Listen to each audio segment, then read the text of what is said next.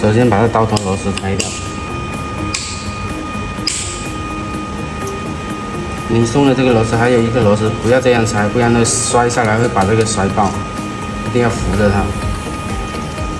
然后换这个64乘1.2的。先锁一个螺丝，不要锁紧，先把它锁上就行，不要拧紧啊，你还是松的。好，现在我们就可以正常的让它压下来。这里有2个数值的，刚刚说了的，用这个40最下压的压到最底部的位置。好，压力调大一点点，调到260这样，让它有力压下来。好，一直压到底了。那现在就锁这螺丝，均匀的去锁。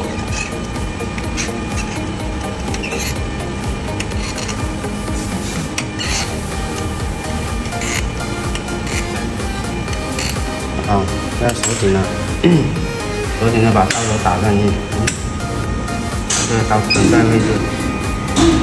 温度的话，现在暂时调个70、80度这样。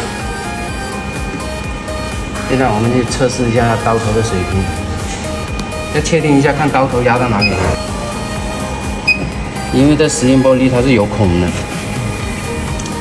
刚好压到那个没孔的地方。用这个铁氟龙压出来的痕迹，我们看它压出来的痕迹，明显是右边重，左边轻。现在我们要调的就这2颗螺丝，这颗跟这颗，但是现在问题是这边重，我们就要拧这边，这边轻，把它拧紧。拧不紧了，就把这边松一下，松，这边再拧紧。好，现在我们测试一下。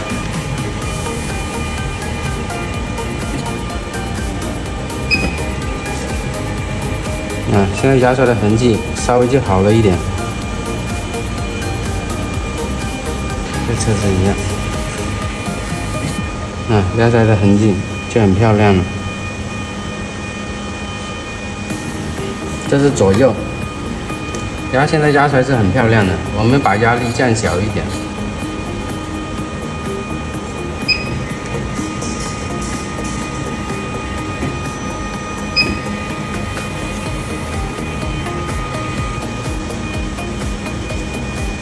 也差不多，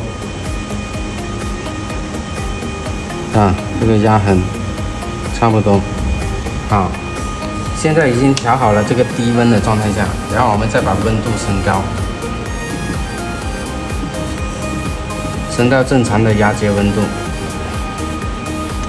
，260、270、280都行左右。现在温度已经上升了，我们再测试一下。我们经过高温跟低温压出来的效果是一样的。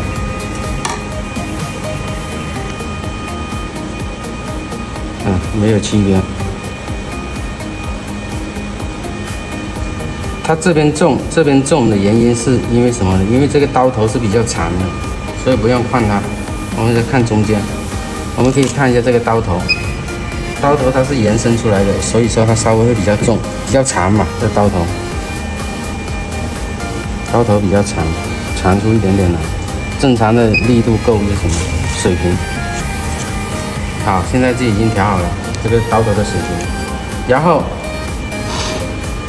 正常我们压排线，如果做翻排压，这样翻起来压，我们排线是没有地方去吸，我们就要换这种支记，换一个吸排线的支记。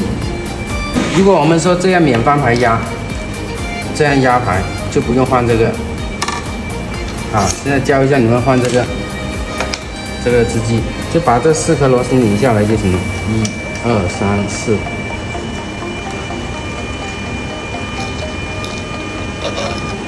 这4颗螺丝已经拧下来了，这个吸管把它拆掉，然后再把这个装上去。装上去这里有8个孔，装哪个都行，装内侧它就内侧，外侧它就外侧。正常锁这个的话，不用锁很多螺丝，锁2个都够了。因为这样更换起来简单，锁紧它就行了。它就正常2个对角锁，它就紧了。